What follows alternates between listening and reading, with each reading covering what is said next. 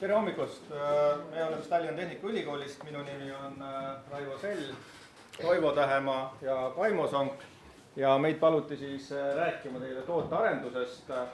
Nii et praegune 45-minutiline loeng on siis väike ülevaade tootearendusest, näitame palju näiteid teile ja peale seda tuleb siis väike töötuba, kus te saate ise ühte tootearenduse projekti teha, me anname teile ühe ülesande ja teie proovite siis seda lahendada.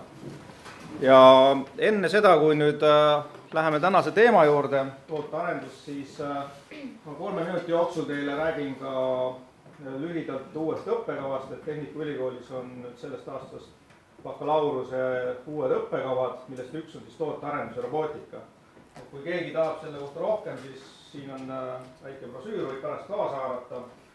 Te olete küll 8. klass, et teil seda valik seisab natuke kaugemas tulevikus kui nüüd päris aasta pärast, aga sellegi poolest on võib-olla õige aeg mõtlema hakata ja tänane loeng võiks teile anda väikse ülevaate, mis see tootearendus endast kujutab.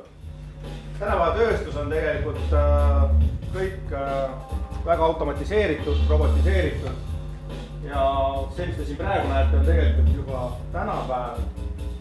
Ja kui teie nüüd jõuate lõpuks kui te valite selle eriala ja hakkate selle eriala töötama, siis ma arvan, sellised pildid, mis siin on täiesti igapäevased ja on veel palju uut ja huvitavat. Ehk siis tootearendusinsenerid tegelevad selliste erinevate uute toodete välja töötamisega, on ta siis autotööstuses, meditsiinis, kõik, kus on vaja mingisugust tehnoloogiat ja muid asju arendada. Võib tundub küll, et Eestis võib-olla ei ole väga sellist autotööstust, tegelikult on meil päris palju erinevat robotiseeritud tootmist, kus arendatakse näiteks väike traktoreid, tehakse autotööstusele allahankeid ja nii edasi. Õppimine käib meil on siis, bakalaureus on 3 aastat, kus on siis erinevad õppeained, millest võib-olla praegu või täna on teile vara rääkida, aga mis on võib-olla huvitav on see, et meil on palju huvitavaid klubisid. On tehtud robotiklubi, kus ehitatakse erinevaid roboteid, 6 aja pärast tuleb Roboteksi võistlus, soovitan teil vaatama minna, näiteks paviljonis. On tudengivormel, võib-olla olete kuulnud, iga aasta ehitavad tudengid vormeli, nüüd on juba elektrivormelid ja järgmisest aastast hakatakse ehitama juba isejuhtivaid vormeleid selle sama projekti raames. Et see on kõik tudengite tehtud sama õppeaja jooksul. Ja lisaks on igasugused muud klubilised tegevused, on filmiklubi, tegeletakse robootikaga, seesama, mis te siin näete, on ka tudengite poolt arendatud. Ja eelmine aasta vist oli viimati, kui ta selle aasta kevadel, kui ta viimati meil väljas sõitis. Et igasugused sellised põnevad tehnoloogiad, kui ma vaatasin, teie siin kasutate neid kaherattalisi liikureid, kõik sellised asjad arendatakse välja tootearendajate poolt. Ja tööandjate poole pealt on Eestis väga palju firmasid, praegu otsitakse, on väga suur puudus tootearendajatest. Et kes mõtleb, et kas kuhugi tööle või kuidas see tööelu on, siis tegelikult küsimust ei ole. Kui te olete selle eriala õpetanud, siis meil töökoht garanteeritud. Pigem on probleem meil vastupidi, et liiga vara minnakse tööle ja kiputakse kool pooleli. Nii et minu poolt tänud ja ma loodan, et see kiire ülevaade andis teile väikest aimu, aga teil on aega otsustada ja mõelda. Nii et aitäh! Suur tänu, Raivo! Nii, ja mina olen siis Toivo, meil on nimed valitud jah, ilusti Raivo, Toivo ja Kaimo. Pärast siis võib-olla tekivad, ei vastupidi, et segi läheks hästi, aga et segi ei läheks, siis tekivad mingid pidepunktid. Nii, ja tootearendus, siis selline sõna, ma ei tea, kas te olete sellega kokku puutunud, võib-olla teil on pigem käinud tänu Lotte multikatele selline sõna läbi nagu leiutamine.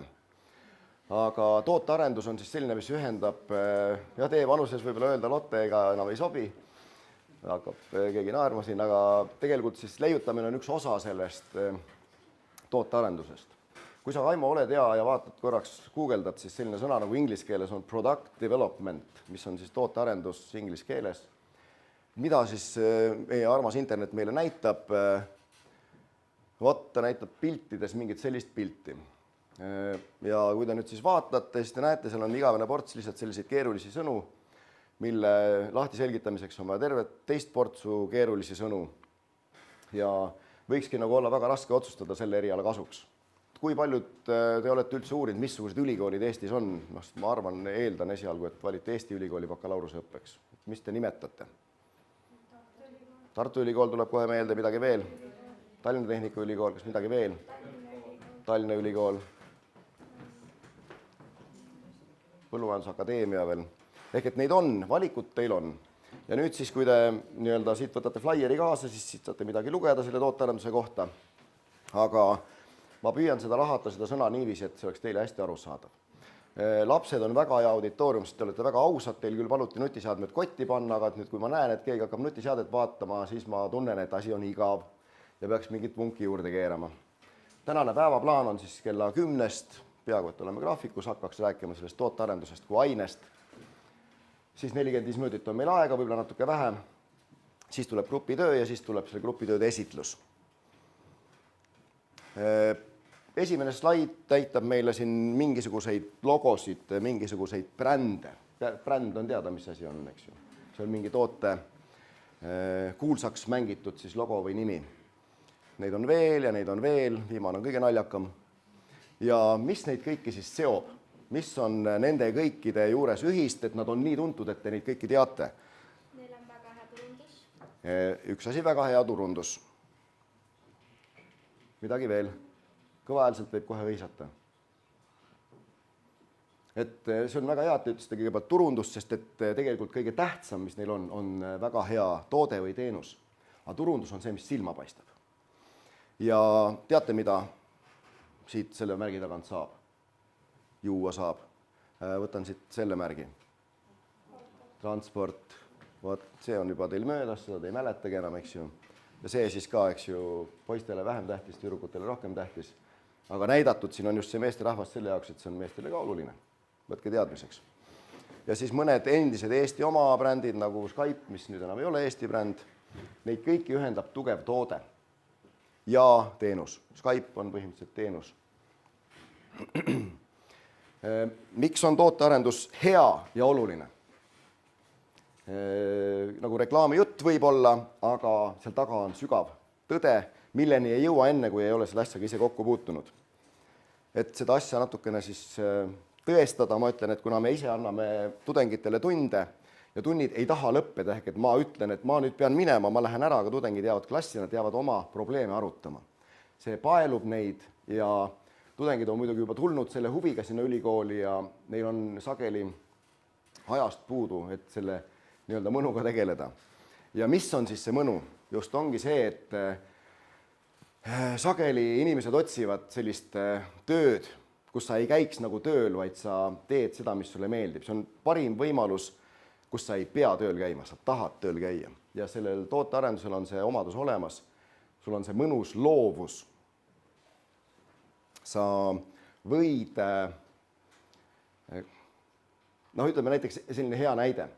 Kui te teate sellist meetodit nagu ajurünnak, kuidas genereerida vahvaid ideid.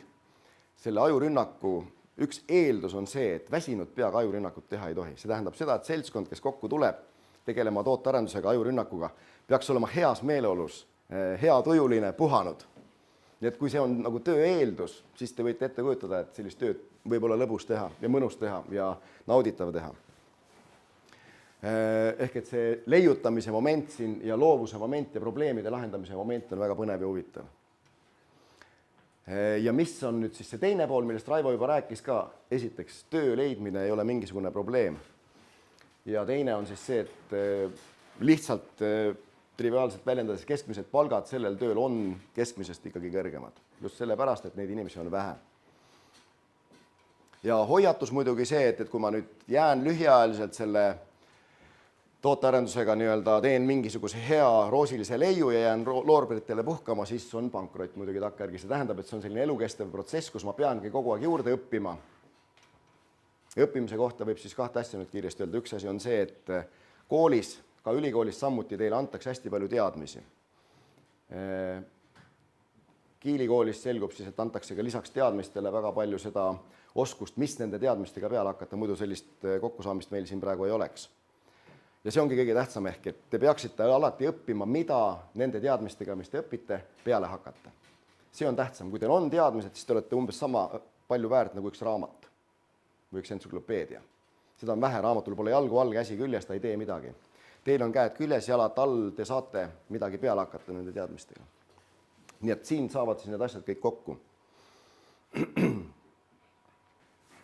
Siis paar lihtsat terminit, nagu leiutamisest juba rääkisime, nüüd on üks termin veel disain. Miks see disain siia terminina sisse tuleb? Sellepärast, et inglise keeles tootearendus ongi product design või design. Et nad segi ei läheks, te oskate kõik inglise keelt suurepäraselt, eks ju. Vaatate telekat, mängite, inglise keel on nagu teine keel. Ja see tekitab segadust. Nüüd siis tootearendus versus disain ja toode versus teenus, mõlemad tuleks praegu kohe lahti rääkida. Noh, ja küll vahetame siit. Et ma arvan, et teiega võib nalja teha küll, eriti ma võin teha nalja oma kulul, kui kellelgi jäi probleem nüüd, et kuidas minu nimi on, siis selle slaidi abil te jätate meelde ilusti, eks ju. Mina olin Toivo, ma näitasin teile esimese slaidina kohe tualetti, kuhu on peale kirjutatud Toi.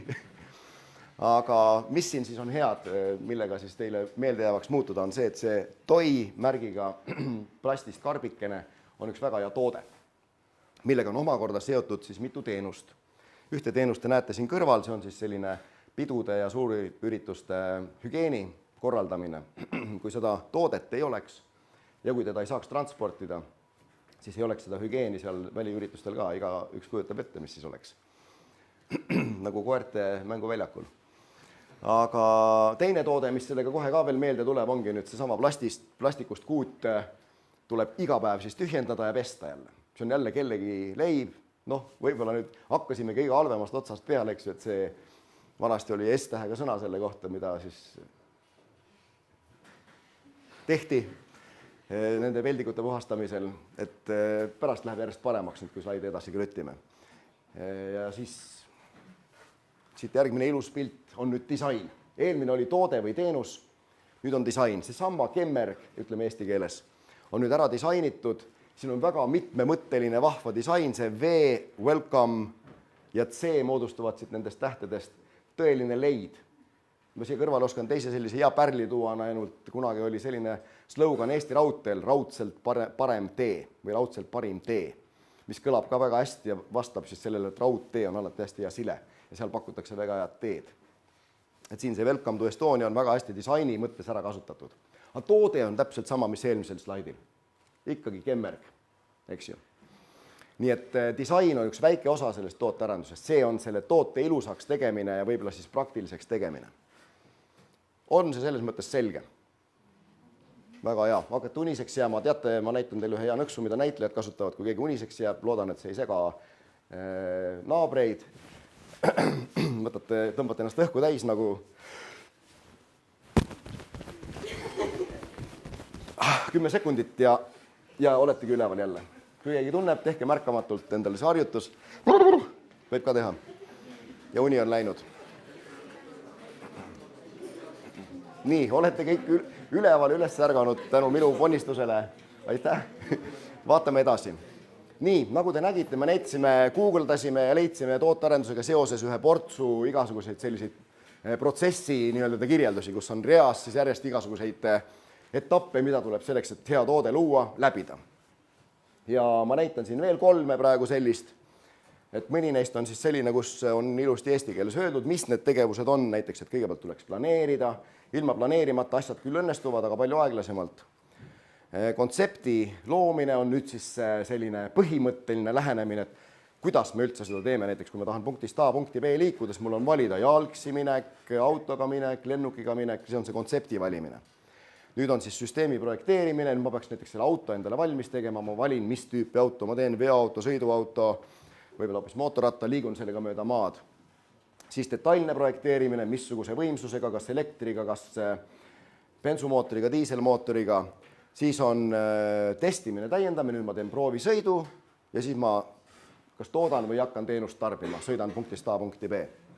ja see üleval siis visualiseerib seda, et mingi hetk peab mul olema palju valikuid, ehk et kui ma planeerin, ma mõtlen väga paljude selliste nii-öelda otsingute seast seda õiget otsides, siis kontseptide seas samamoodi mul peab olema palju kontsepte. Jälle toon teile näite, kas te kujutate ette missi valimisi, kus on 3 missi kandidaati? Hästi niru, eks ju, peaks olema hästi palju alati. Või veel parem oleks tuua siis 1 kandidaat on, eks ju, siis on väga lihtne valida. Aga peaks olema palju. Samamoodi peab ideedega olema siis ka hästi palju neid nii-öelda ideid, mille vahelt te valite. Nii, panen järgmise slaidi, ega ei erine, ei kutsu õppima tootearendust. Aga põhimõte siin üleval on siis selle eelmise slaidi lõpp ja all on nüüd uus mingisugune klassifikatsioon, mida siis peaks kõike tegema. Sellest ma hüppan nüüd kiiremini üle natukene ja näitan kolmandat, mille baasil ma siis natukene lähemalt räägin. See on nüüd hea, sellepärast, et ta näeb välja nagu lauamäng, siit hakkab peale, ülesanne tuleb sisse, hakkate täringut veeretama, satute järgmisele väljale, järgmisele, teete ringi ära, olete võitja. Projekteerisite toote. Aga täringu veeretamise asemel tuleb igast selles mummukeses lahendada ära mingi ülesanne. Ehk et ülesande määratlemine on ka iseenesest mingi ülesande lahendamine. Määratlemine tähendab, et sa selgitad teistele iseendale arusaadavalt sõnadega või kirjalikult, mida sa tegema hakkad. Millist probleemi sa lahendama hakkad.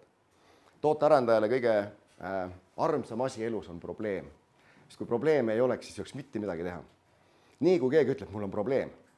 Minu arvuti käivitub liiga aeglaselt. Mul on probleem. Sööklas on liiga pikad järjekorrad. Mis iganes probleem, siis lööb lambikene põlema tootearendajal pea kohal. Ta ütleb, ahaa, nüüd ma hakkan mõtlema, mis ma teha saan.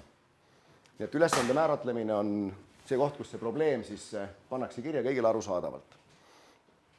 Jälle palju keerulisi sõnu, nõuete täpsustamine või spetsifikatsioon. Siin põhimõtteliselt, sisuliselt siis tehakse täpselt selgeks, kui ma looks toote või teenuse, missugustele parameetritele ta vastama peab, mida ta täpselt siis tegema peab, kui pikk peab olema mingisugune pikkus, kõrgus, laius, võimsus, täpsus, mis iganes. Siis see pannakse kirja ja jagatakse omavahel siis terve grupi peale näiteks laiali ja hakatakse selle baasil edasi mõtlema. Nõuded täpsustati ära. Lahendasime selle probleemi, saame järgmisele mänguväljale edasi. Ideede genereerimine. Kuidas seda probleemi lahendada? Kaimo õpetab sellist ainet nagu probleemi lahendus. Seal on palju erinevaid tehnoloogiaid. Kuidas genereerida ideid? Ma toon mõned, sa võid lisada, kui sul tuleb meelde. Mulle endale meeldib alati see muusika taasesitamise näide. Kui te vanaisadelt teate, see oli lintpakk, veel varem oli grammofon, vahaplaadiga grammofon, siis oli vinüülplaat, siis tuli siis tuli lintmaks, siis tuli kassettmaks, siis tuli player, mis käis kaasas sul vöö peal, siis tuli CD-mängija ja nüüd on siis igasugused mälupulgad, mis paned aga juhtme külge või telefon, kuhu paned juhtme külge ja kuulad mussi.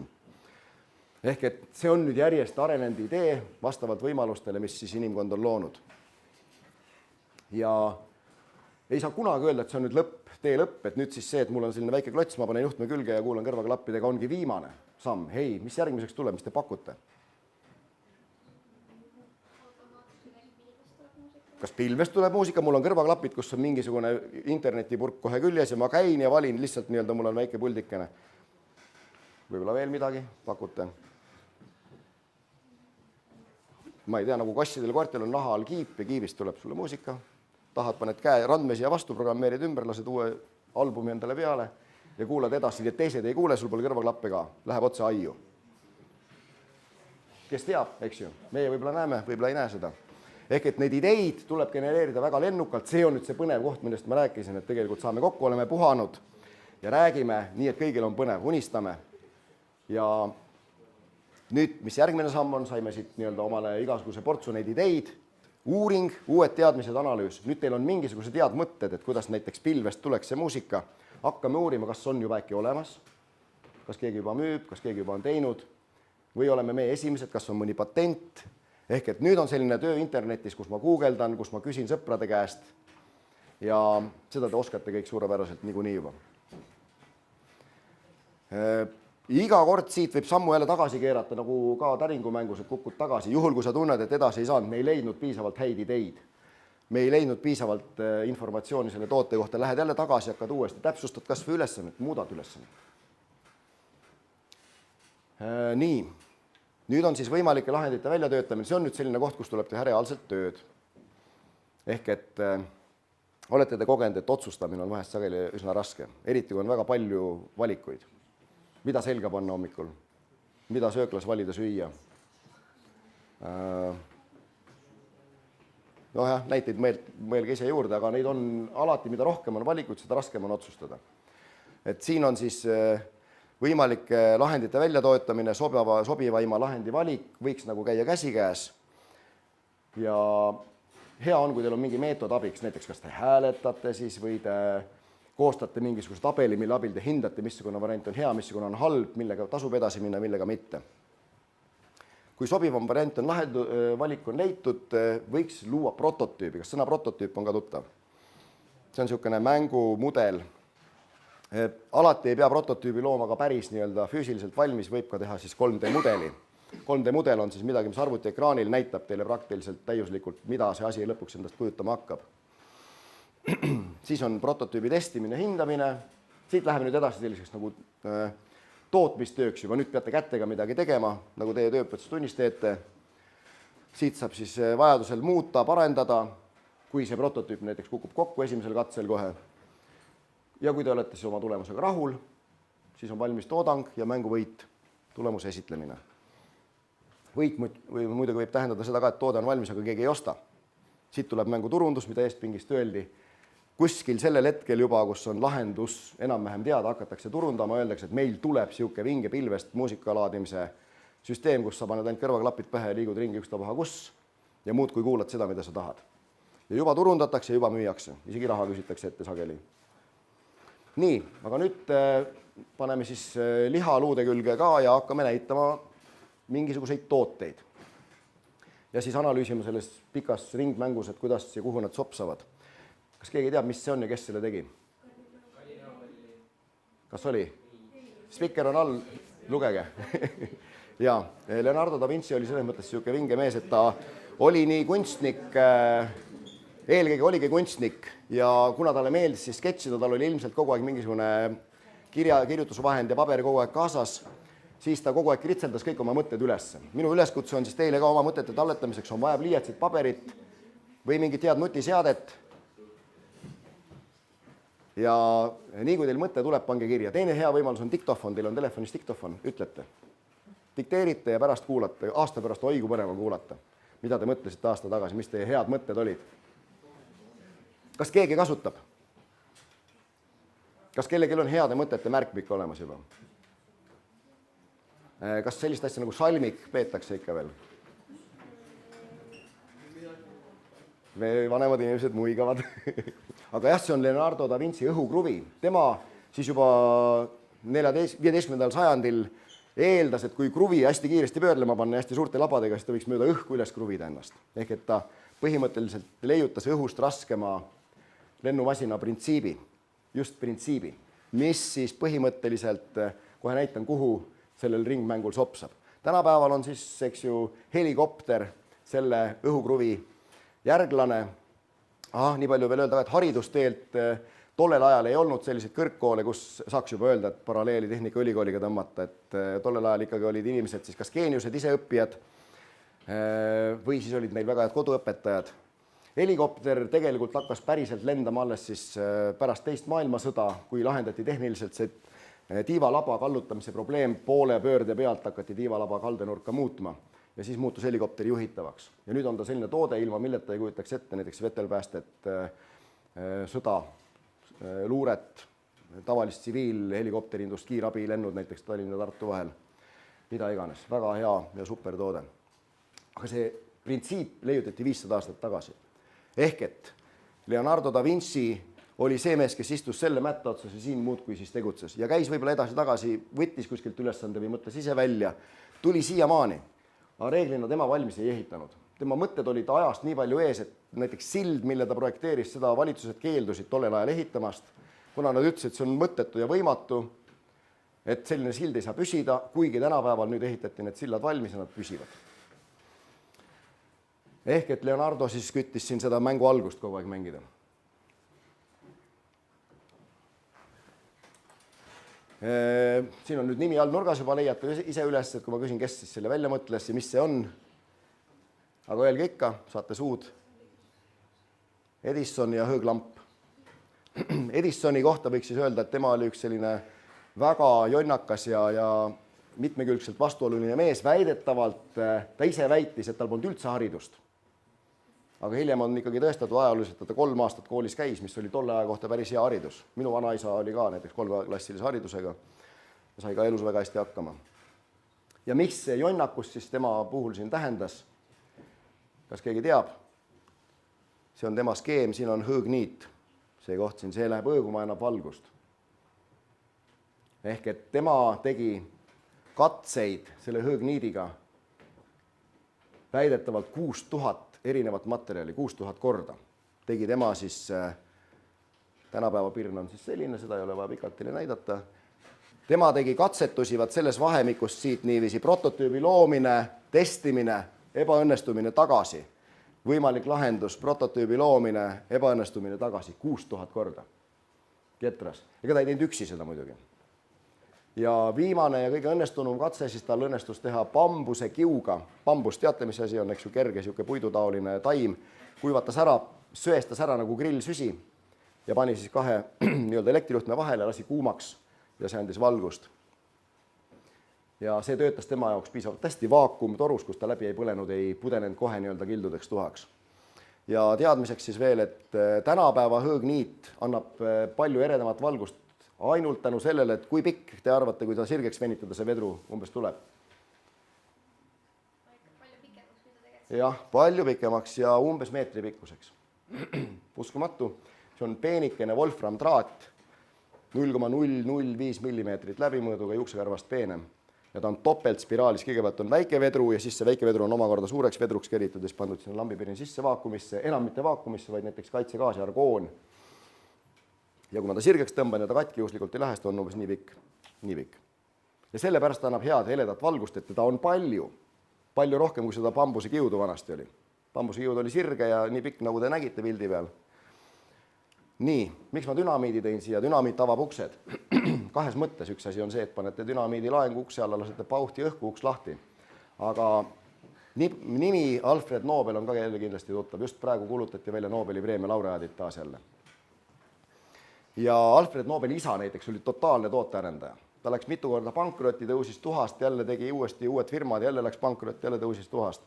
Tema arvele võib kirjutada sellise materjali nagu vineeri leiutamine, ta töötas saurumootoritega ja eelkõige lõhkeainetega. Ehk et isa ja poeg mõlemad.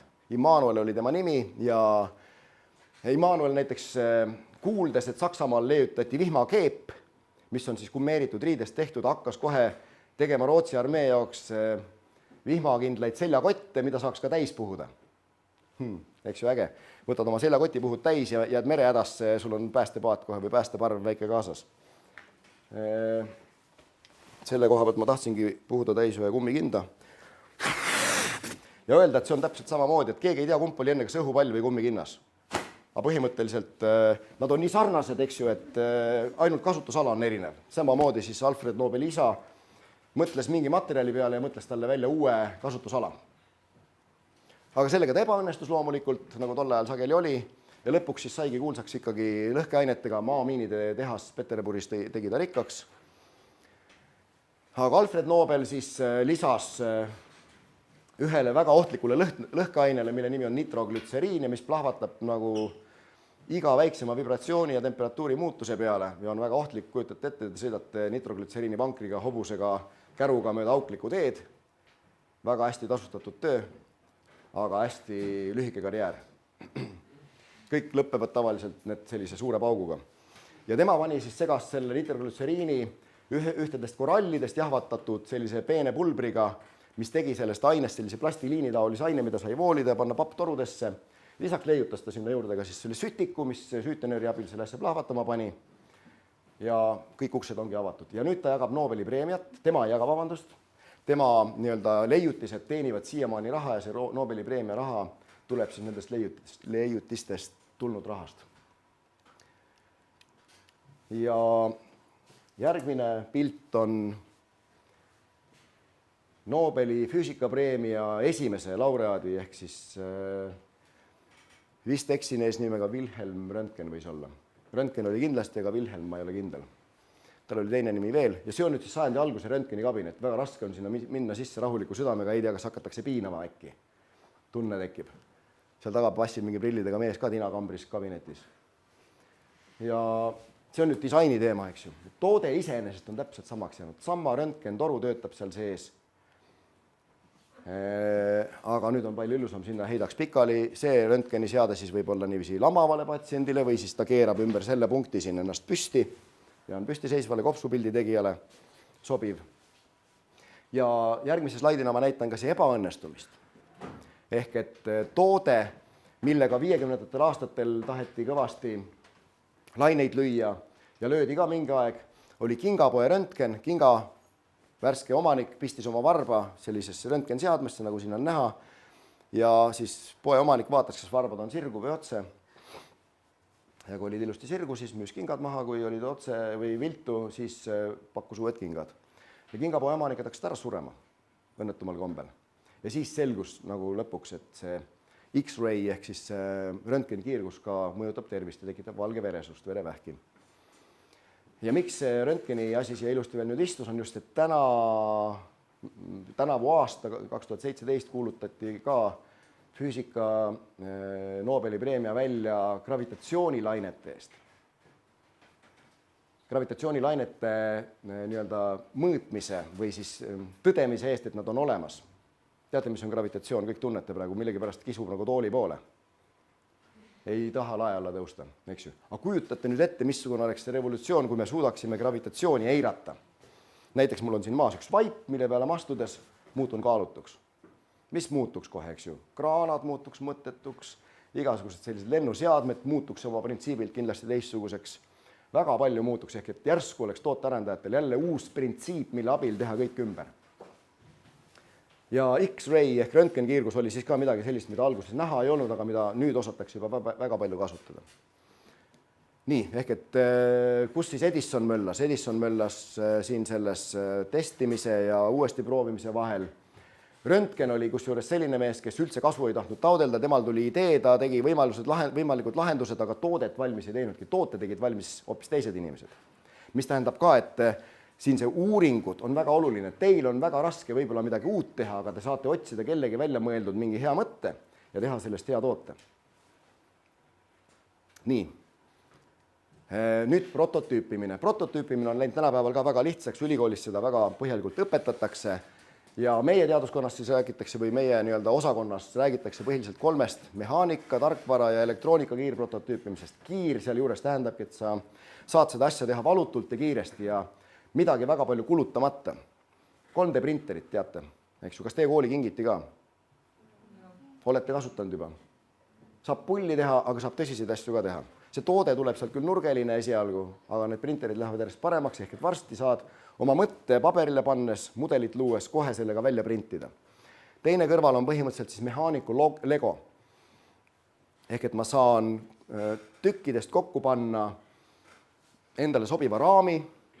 Raami külge on võimalik kinnitada mis tahes siis neid agregaate, elemente, kõik, mis mulle vaja on, mis huvitav on, ja ta on kohe ilus. Ma võin temaga minna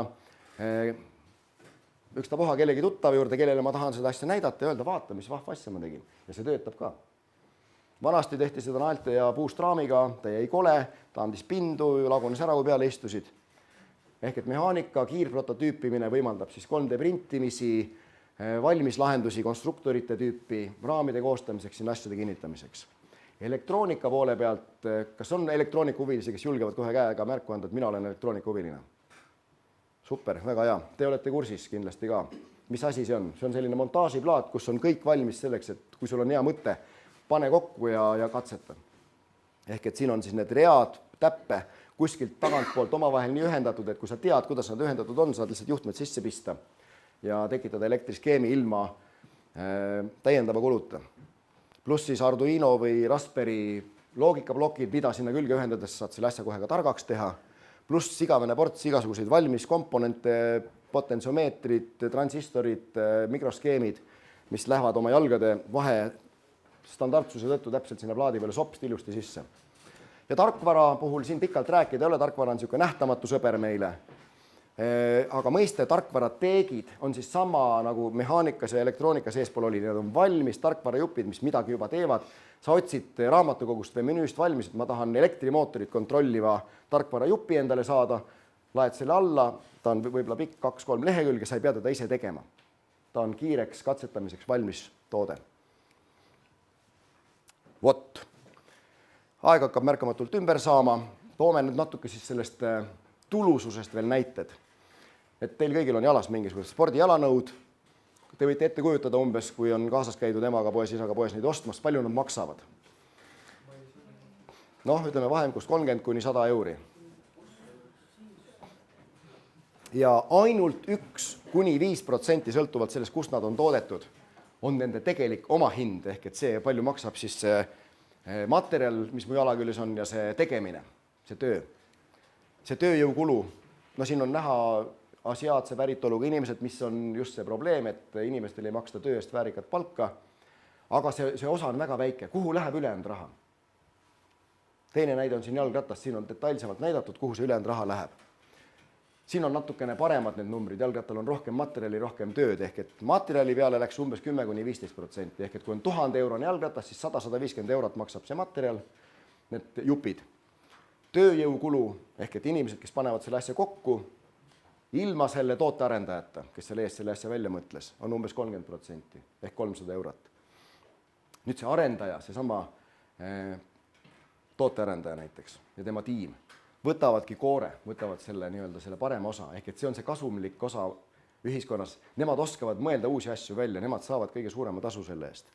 On umbes 40%, 400 euri jalgratta puhul. Ja müüjad siis omakorda kaklevad selle viimase ülejäänud 30–40% pärast, mis siis nende tasku jääb sellest, et hea toote üles leidsid ja seda müüki panevad. Eks, see on just see argument jälle, miks on mõistlik ise teha, ise välja mõelda asju, mitte müüa või mitte lihtsalt palgatööle minna ja olla siis eelmise slaidi peal siin all toiduahela lõpus nii-öelda. Siis öeldakse, selline slogan on veel ka, jalgrattale järgi on hea öelda, et ei ole mõtet jalgratast hakata leiutama. See on jumala vale lähenemine minu meelest, et alati on mõttekas kõiki asju veel edasi leiutada ja paremaks teha. Siin on näha ratta areng. Mis te arvate selle ratta kasutaja, mis ütles?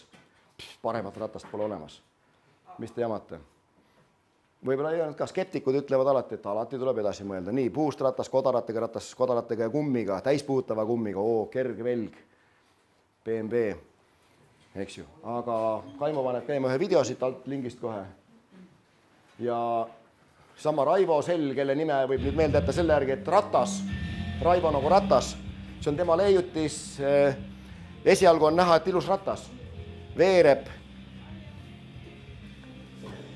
musa on ka hea taga, ma panen siit keskelt nüüd kuskil uuesti, hobla, ja nüüd on ratas järku selline, et läheb trepist üles ka. Ehk et ratas muutis oma kuju töö käigus. Et mitte aega lõputult raisata, ma otsin üles, kus ta tagasi muutub. Ja ongi vana ratas tagasi. Teine ratas näitab kohe veel selle muutuse ära. Alguses on selline haraline trepist ülesminemise ratas ja nüüd on lõpsti ümargune ratas. See on tal patenteeritud, veel ei ole kuskile ametlikku kasutusse läinud, aga ma kujutan ette, et näiteks sõjatööstuses võib väga hästi varsti olla selliseid pommiroboteid või mida iganes, mis jooksevad trepist üles alla. Et ei eksisteeri sellist toodet, mida ei ole võimalik paremaks teha. Te ise pakkusite kohe siin kohe selle pilvest muusika laadimise. Kõik on alati võimalik. Nüüd tiimitöö. Te olete siin praegu koolis, moodustate sellise mõnusa tiimi. Edison mõtles lambipirni ka mitte üksi välja, paralleelselt temaga koos oli härra Swan, kes mõtles samasuguse asja välja, aga jäi natukene hiljemaks ja patendi sai Edison. Kõikidel asjadel alati pärast öeldakse, et on mitu leiutajat, aga üks on lihtsalt esimene ja kiire. Ja tänapäeval ei olegi nagu praktiliselt võimalik enam üksi midagi väga sellist suurt leiutada, see on alati mingisuguse suure kontserni, Coca-Cola, Toyota, nagu me enne näitasime, suurte meeskondade töö. Ja kui meeskonnatöö nüüd ei klapi, siis on selline karikatuur see, mis seda asja kirjeldab, ehk et klient ise täpselt ei tea ka, mida ta tahab, ehk see ülesanne on segane. Inimene ilmselt tahtis, et mänguväljakul saaks 3 last kiikuda, kirjeldas seda. Projektijuht sai aru, et tuleb kiikuda, aga ta kiigedest mitte midagi ei tea ja ehitas selle kiigeni, et üks pool on ühel pool puud, teine pool teisel pool puud, see kiige ei saa kiikuda. Projekteerija ehk see tootearendaja sai aru küll, et peab kiige olema, aga seal on üks vigane, kiige ei mahu kiikuma saagis puu pooleks, nüüd saab kiikuma. Aga inimene peale istuma ikka ei mahu. Tarkvaraarendaja, kes on igavene optimeerija, kogu aeg tahab nagu jälle kulu kokku hoida ja odavamaks teha, vaatas, et ma riputame see külje peale, siin on tugevam, me teeme nöörid ka lühemad ja ohutum on ka, istub maa peale, et ei saa kukkuda alla. Tegi ohutumaks asja. Vabandust. Müügimees ja turundusosakond juba hakkas reklaamima. Meil tuleb suurepärane toode. Taga paistab kogu aeg päike, selg on soe ja mõnus on istuda. Eks ju. Dokumentatsioon halvas projektis on olematu. Dokumente ei loodudki mingisuguseid. Ja lõpuks, mis siis toode välja tuli, oli puuakse küljes rippuv nöör, mille küljest siis ahvid võisid rippuda. Arve esitati nagu Ameerika mägedel. Kolossaalne. Pärast seda järeltoetus või tugi, helpdesk, puu saati ka maha, ehk et olematu. Aga mida tegelikult inimesel vaja oli, siis lihtsalt mänguväljakut, kus kummirehv ripuks puu otsas ja oleks hea kiikuda. Ehk see tiimitöö on nii palju oluline, et kogu aeg kõikides nendes sammudes selle ringmängu ajal tuleb omavahel siis nende etappide osas suhelda ja kogu aeg mõelda, et asi tulemus oleks hea. Ja miks see kiige siia sobis, on just üks hea Eesti toode ja hea Eesti teenus on kiiking. Olete proovinud keegi? Mille poolest ta erineb tavalisest kiigest? Paar lihtsat asja. Neid toodetakse erineva pikkusega. Ehk et see võistlus seisnebki sellest, kes kui kiiresti saab, kui pika kiige üle võlli ringi käima. Teine erinevus on see, et ta on kerge, sageli teisaldatav ja kolmas, sind seotakse jalgu pidi siia kiigeplaadi külge kinni. Miks? Et sa alla ei kukuks. Seesama gravitatsioon, mõtle, kui oleks gravitatsioonimatt juba olemas, paneksin alla, siis poleks probleemi. Ehk et kiiking, teenus ja toode koos, väga äge toode. Minge proovige, kui näete. Nüüd tuleb Eesti tooteid üks ports kiiresti see lõppu. Defendex toodab siis valvekaameraid, jälgimiskaameraid, mis on kas siis piiride peale panekuks või mis tahes näiteks loomaradadele võib panna, kus loom läheb mööda, tekib kohe signaal, et midagi liigub ja ta hakkab filmima või pilte saatma sulle. Mõnus toode, kõik saavad kasutada. Mul on mingisugune selline toode, mis vahest töötab ja vahest ei tööta. Meiren on teile võib-olla, te kasutate kogu aeg tema teenuseid, aga ise te temast eriti suurt midagi ei tea, teeb igasuguseid sahkasid. Kui te näete, üks auto sõidab sihukese mõnusa kiirusega ja lund lendab vasakule või paremale suures kaares, siis see Meiren sahk ilmselt lükkab lund.